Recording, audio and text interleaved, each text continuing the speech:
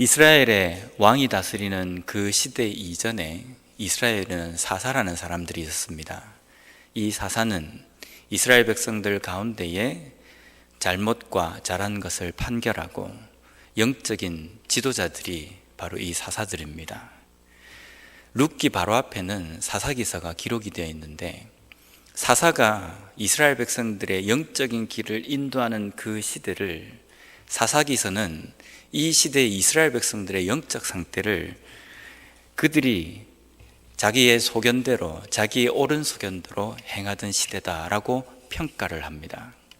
사사가 있는 시대인데, 영적인 지도자가 있는 시대인데, 사람들이 하나님의 말씀에 옳은 대로 행동하고 삶을 산 것이 아니라 각자 자기의 옳은 소견대로, 자기가 생각하고 자기가 옳다라고 생각하는 거기에 맞게 삶을 살아가는, 그야말로 하나님의 말씀과는 관계없이 살아가는 시대였다라고 말하는 것이 사사시대입니다.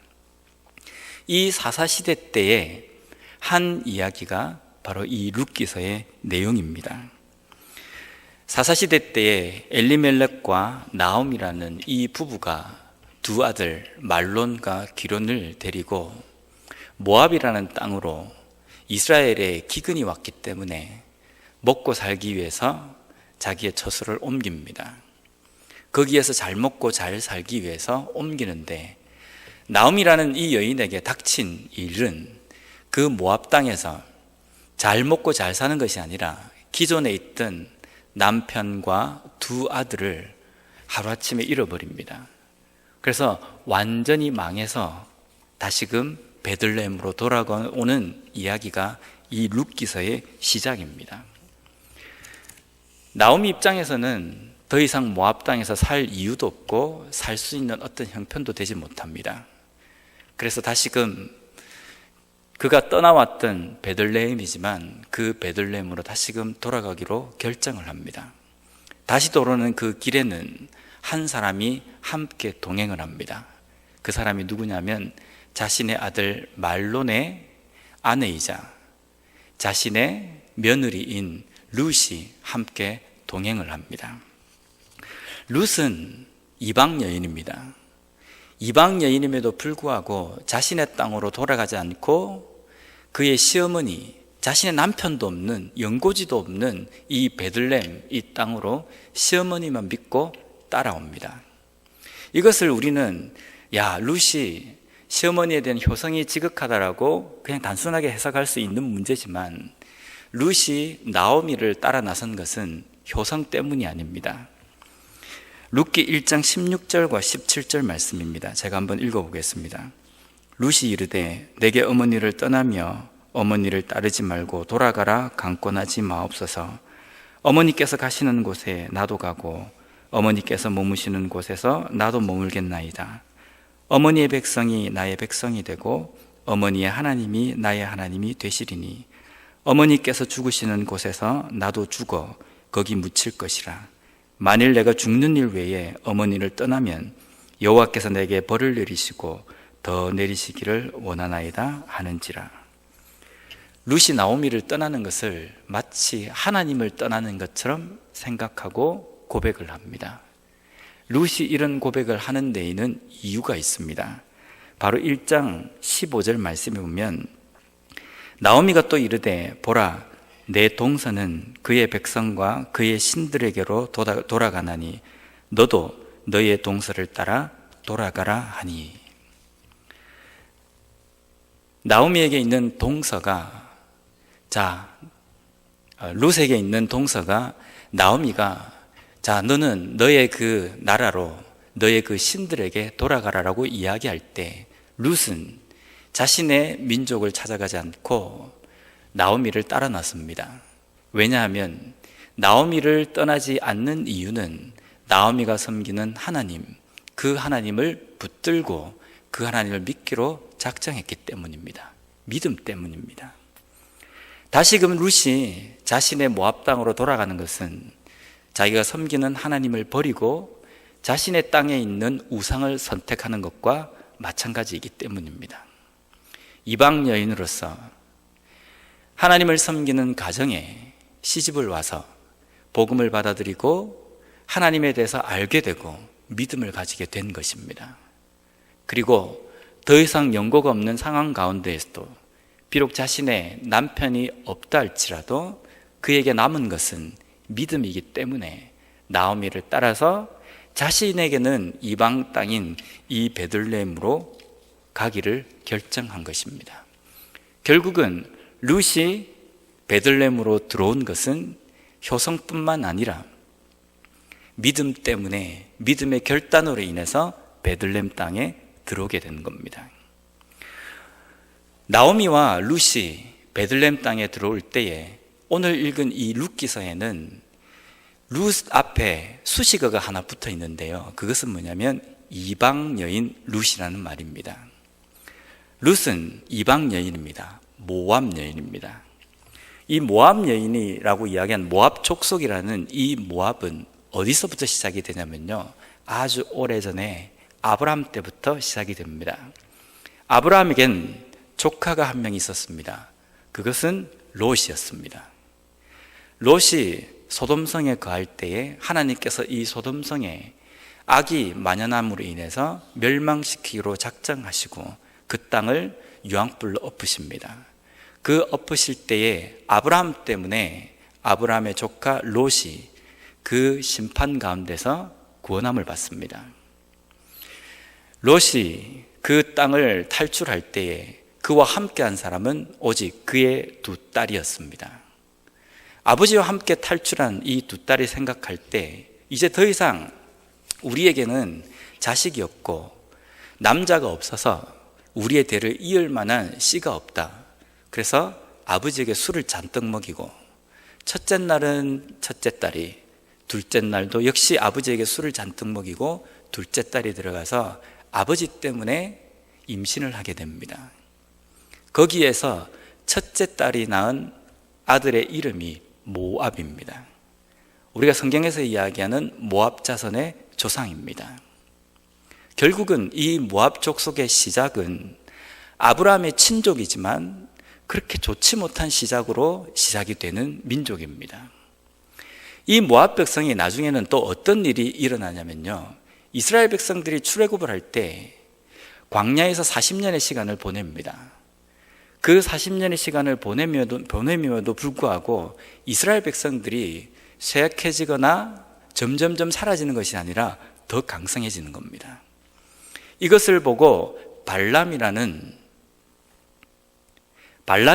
왕이 그것을 보고 이스라엘 백성들을 멸망시키고자 저주하는 자리에 갑니다. 이 왕이 모압 왕입니다. 이스라엘을 옆에서 지극히 계속적으로 괴롭힌 민족 중에 한 민족입니다. 나중에 이스라엘 백성들이 이 일이 있고 난 다음에 시딤에서 모압 여인들과 음행을 합니다. 이 일 때문에 이스라엘에 24,000명이라는 사람이 하나님의 징계로 죽게 됩니다.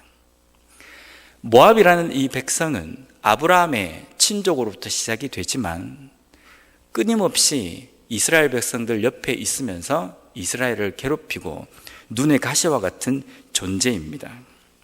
그래서 하나님은 이스라엘 백성들에게 율법을 주실 때에 신명기 23장 3절에서 이렇게 말씀하십니다. 암몬 사람과 모압 사람은 여호와의 총회에 들어오지 못하리니 그들에게 속한 자는 10대뿐 아니라 영원히 여호와의 총회에 들어오지 못하리라. 여기에 보면 여호와의 총회라는 것은 하나님을 섬기고 하나님을 믿는 백성들의 공동체를 이야기합니다. 이 모압 족속은, 모압 자손들은 영원히 여호와의 총회에 들어오지 못한다라고 율법에 명시해 놓으셨습니다. 그런데 오늘 이 룻, 모압 여인인, 이방 여인인 이 룻이 여호와의 총회에 들어옵니다. 베들레헴에 하나님을 섬기는 백성들의 공동체에 들어오게 됩니다. 그리고 이 룻이 어떤 사람이냐면요, 다윗의 증조모가 됩니다.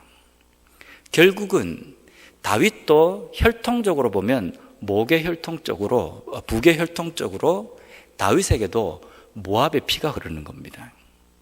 그러면 결국은 다윗도 모압의 자손이라고 이야기할 수 있기 때문에 여호와의 총회에 들어올 수 없게 되는 겁니다. 신명기에 나와 있는 이 말씀만을 보면 그렇게 되는 겁니다.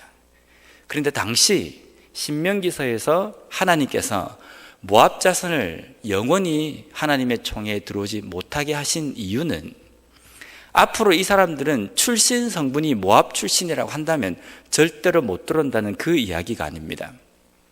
하나님과 반대가 되고 하나님의 백성들을 괴롭히며 하나님의 뜻에 적대시되는 그 사람들은 하나님의 총회에 들어올 수 없다라는 그 의미로 이 말씀을 하시는 겁니다.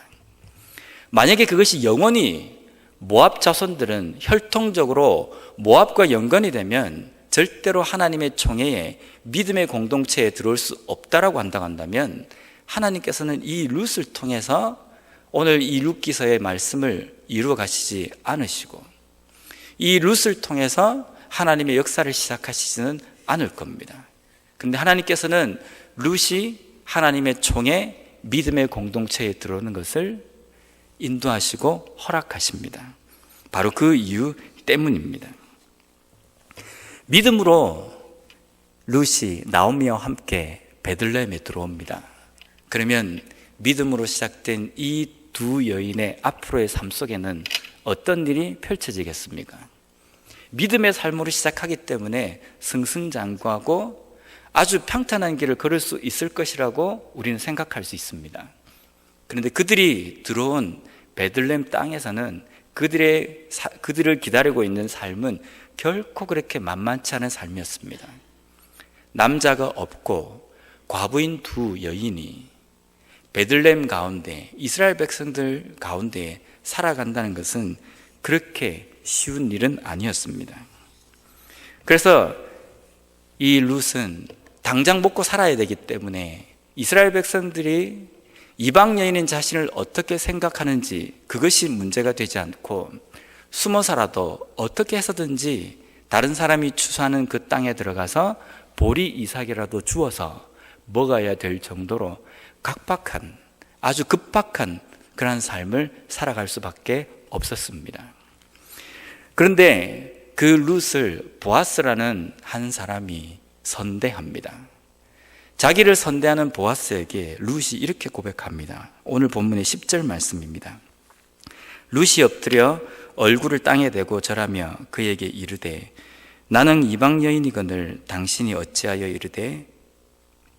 어찌하여 내게 은혜를 베푸시며 나를 돌보시나이까 하니. 오늘 말이 자꾸만 이렇게 씹힙니다. 이렇게 머리가 회전이 잘 안 돌아가는 것 같습니다. 룻이 자기에게 선대하는 보아스에게 나는 이방 여인인데 어찌하여 당신이 나에게 이렇게 선대합니까? 라고 고백합니다. 이 룻의 고백을 보면 우리가 무엇을 미루어 알 수 있느냐면요, 나는 이방 여인인데 왜 당신은 나를 선대합니까? 라는 겁니다. 이 말뜻은 다른 이스라엘 사람들, 내 주변에 나의 형편을 너무나도 잘 아는 사람들이 많이 있는데 그 이스라엘 사람들은 나를 선대하지 않는데 어찌하여 당신은 이방 여인인 나를 선대합니까? 라는 겁니다. 사사기서는 마지막에 그 사사기서를 마치면서 이 시대는 왕이 없으므로 하나님의 말씀보다는 자신의 소견에 옳은 대로 판단하고 행동하는 시대였다라고 평가합니다. 룻기가 기록된 이 시대도 마찬가지입니다. 사사가 통치하는 시대이기 때문에 이 시대 사람들, 하나님의 백성이라고 이야기하는 이스라엘 백성들, 이스라엘 사람들은 각자 자기의 생각과 자기의 소견대로 삶을 살아가는 시대였습니다. 하나님께서는 분명히 이스라엘 백성들에게 율법과 말씀을 주셨습니다. 고아와 과부를 어떻게 대우해야 하며 하나님을 믿는 사람들을 어떻게 선대해야 되는지를 분명히 말씀하여 주셨음에도 불구하고 이스라엘 백성들은 자신들의 그 공동체 안에 들어오려고 하는 이방 여인을 선대하지 않습니다. 과부인 이 두 여인을 선대하지 않았다는 겁니다. 하지만 그 가운데에 보아스라는 이 사람은 이 두 과부를 선대합니다. 한번 가만히 생각해 보십시오. 이 두 가부, 이방 여인인 이 룻이 베들레헴 땅에 들어와서 좋은 삶을 살았겠습니까? 하나님의 율법으로 가득 차 있고 율법의 잣대가 그들의 삶의 중심이 되어 있는 이스라엘 백성들에게 과부이며 흉년 때문에 자신의 고국을 떠난 사람이며 쫄딱 망하고 하나님의 징계를 받고 왠지 모르는 이방 여인을 데리고 온 이 나오미의 이 가정을 결코 좋은 시선으로 바라보지 않았을 겁니다. 어디 이방 여인이 우리 공동체에 들어온단 말이냐? 그는 하나님의 징계를 받아서 저 어려움을 당하기 때문에 저 어려움은 자신이 벌어놓은 매다, 벌을 받아서 마땅하다라고 그렇게 보지 않았겠습니까? 누구 하나 이 가정을 도와줘야 되겠다. 생활력도 없어져 버리고 가지고 있는 재산도 없기 때문에 우리가 이 여인을 좀 거두어서 옆에서 잘 도와줘야 되겠다라고 말한 사람은 아무도 없었다는 겁니다. 룻에게, 이방 여인인 룻에게 자신의 시야를 통해서 보여지는 이스라엘 백성들은 이방 여인인 자신을 배격하고 자신의 공동체에 들어오지 못하도록 막아버리는 그러한 하나님의 백성으로 비춰진 겁니다. 이방 사람이 이스라엘 백성들을 바라보는 관점입니다. 오늘날 우리의 삶의 삶 속에서 이 룻의 이 고백을 보면서 우리의 삶을 돌아봤으면 좋겠습니다. 우리는 믿음을 가진 그리스도인이라고 이야기합니다. 하나님의 백성이라고 이야기하는 거룩한 성도라고 우리는 우리 자신을 이야기합니다. 그러면 믿음의 공동체라고 이야기하는 우리를 세상은 어떻게 바라보겠습니까? 사랑이 많고 긍휼이 풍성하며 하나님께서 주시는 그 은혜를 받아서 주변에 있는 많은 사람들에게 없고 힘들고 어려운 사람들을 돕고 그들에게 베푸는 사람이다. 이렇게 세상 사람들이 우리를 바라보겠습니까? 아니면 저 사람들은 긍휼도 없고 사랑도 없으며 용서라는 것도 없고 절대로 자기밖에 모르는 이기적인 집단이다. 혹시 그리스도인들, 우리 교인들을, 성도를 그렇게 바라보지는 않겠습니까? 오늘날 이 세상이 믿는 그리스도인들을 바라보는 평가가 어떤 평가입니까? 우리는 잘 압니다. 결코 좋은 평가를 우리에게 하지 않는다는 것을요. 왜 그렇게 됐습니까? 우리가 하나님의 은혜를 받고 하나님의 말씀대로 살아간다라고 이야기하는 그리스도인이며 성도라고 자부하는 사람들인데 왜 세상은 하나님의 말씀대로 가르침을 받아서 그 가르침대로 살아가는 우리를 그렇게 좋은 평가를 내리지 않습니까? 무엇 때문입니까? 하나님이 잘못 가르쳤기 때문입니까? 아니면 우리가 삶을 제대로 살지 않기 때문입니까? 공동체 밖에 있는 룻의 눈에는 이스라엘 백성들이 그렇게 보인 겁니다. 이 사람들은 자기 민족, 자기 혈통 중심으로 뭉쳐있는 사람이고 아무리 믿음의 고백으로 내가 왔다 할지라도 이방 여인은 결코 선대하지 않는 민족, 룻의 눈에 비춰진 이스라엘 백성들의 모습입니다. 근데 그런 상황 가운데에서 보아스는 달랐습니다. 모든 사람들이 자신의 옳은 소견대로 하나님의 말씀에서 떠나서 사는 그 생활 가운데, 그 시간 가운데, 그 시대 속에서 하나님의 말씀을 볼 수 있었고 하나님의 말씀대로 살아가는 유일한 인물이었습니다. 왜 보아스가 룻을 선대했다고 생각하십니까? 받아들였다고 생각하십니까? 룻이 예쁘기 때문에요? 그렇진 않습니다. 이 시대에 모든 사람들이 혼탁한 생각을 가지고 하나님의 말씀에 둔감한 삶을 살아갈 때에 보아스는 하나님의 말씀을 끝까지 붙들고 하나님의 말씀에 민감한 삶을 살아갔기 때문에 그의 눈에 룻은 천대해야 하고 절대로 못 들어오게 막아야 되는 그러한 대상이 아니라 품고 베풀고 그리고 받아들여줘야 될 하나님의 공동체로 그에게 보여졌다는 겁니다. 오늘날 우리는 세상을 어떻게 바라봅니까? 우리 교회 안에 있는 공동체만 나와 함께 예수 그리스도의 피를 나눈 형제, 자매이고, 교회 밖에 있는 믿음을 알지 못하는 사람은 철저히 배격해야 하며 절대로 우리 가운데에 있어서는 안 되며 우리가 상종해서도 안 되고 함께 관계를 맺어서도 안 되는 그러한 존재로 혹시 우리가 그렇게 생각하진 않습니까? 하나님께서는 우리에게 그렇게 가르쳐 주셨습니까? 세상을 철저하게 배격하며 믿는 공동체 안에, 교회 공동체 안에는 성도라고 이야기하는 사람들끼리만 똘똘 뭉치라고 우리에게 가르쳐 주셨습니까? 우리는 그렇게 살고 있습니다. 그렇게 살기 때문에 세상이 우리를 평가할 때 그런 이기적인 사람들이라고 종종 이야기합니다.